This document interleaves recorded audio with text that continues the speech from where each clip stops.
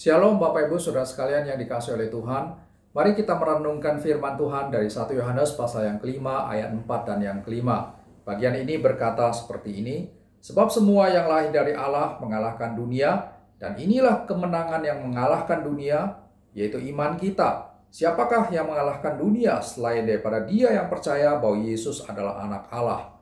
Bapak Ibu Saudara sekalian, bagian firman Tuhan yang kita baca ini mengatakan bahwa perjalanan hidup orang percaya sebagai orang yang sudah dilahirkan kembali oleh Roh Allah harus mempunyai satu kemampuan untuk bisa mengalahkan dunia.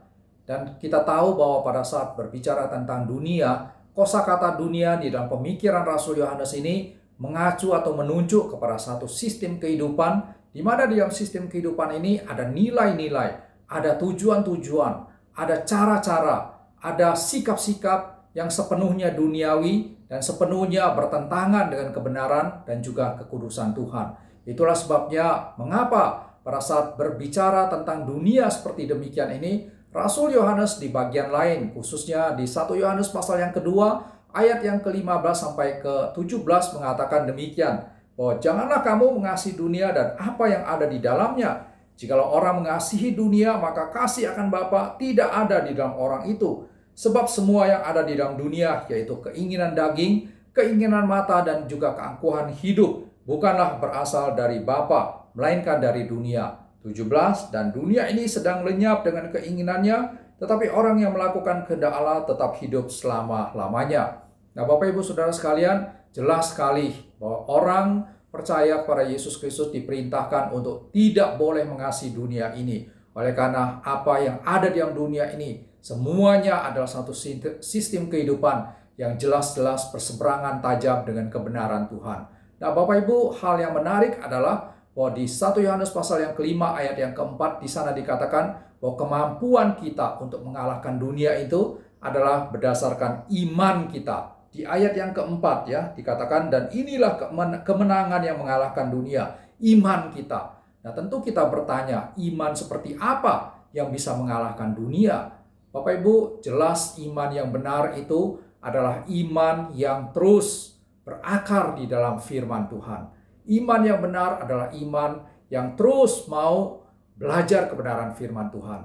Kalau kita berkata berakar, maka tentu unsur belajar itu tidak bisa dipisahkan dari hal yang berkaitan dengan berakar. Bagaimana sesuatu yang berkaitan dengan iman itu bisa berakar di dalam firman Tuhan kalau dia tidak belajar kebenaran firman Tuhan.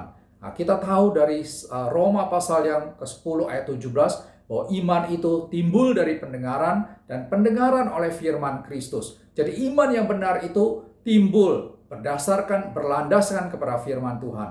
Tetapi iman itu tidak hanya boleh timbul begitu saja, namun harus berakar.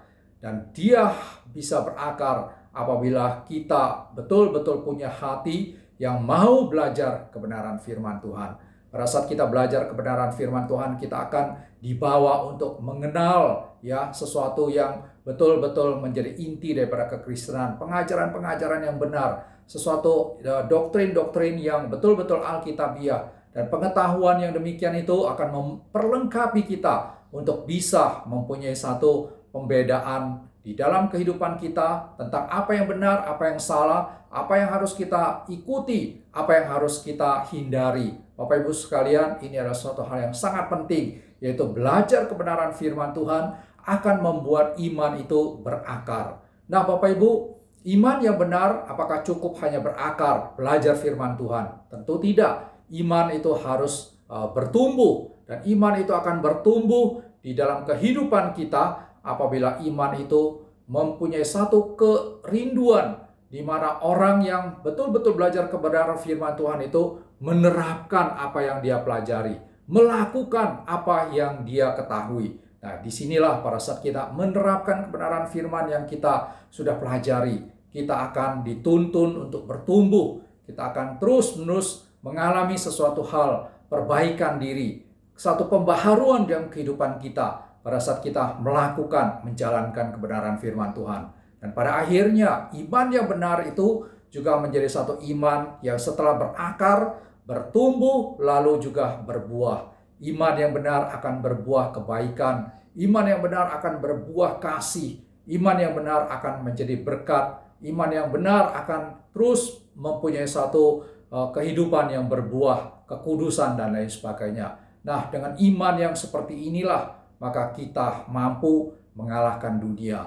Bapak Ibu Saudara sekalian, di dalam perjalanan hidup kita, kita harus terus memelihara apa yang sudah Tuhan berikan, yaitu iman di dalam hidup kita. Mari kita terus belajar supaya iman itu berakar. Mari kita terus mempunyai satu tekad untuk melakukan firman Tuhan, supaya iman itu boleh bertumbuh dan pada akhirnya menghasilkan buah-buah yang boleh menjadi satu kesaksian hidup di tengah-tengah dunia ini. Kiranya Tuhan memberkati kita. Amin.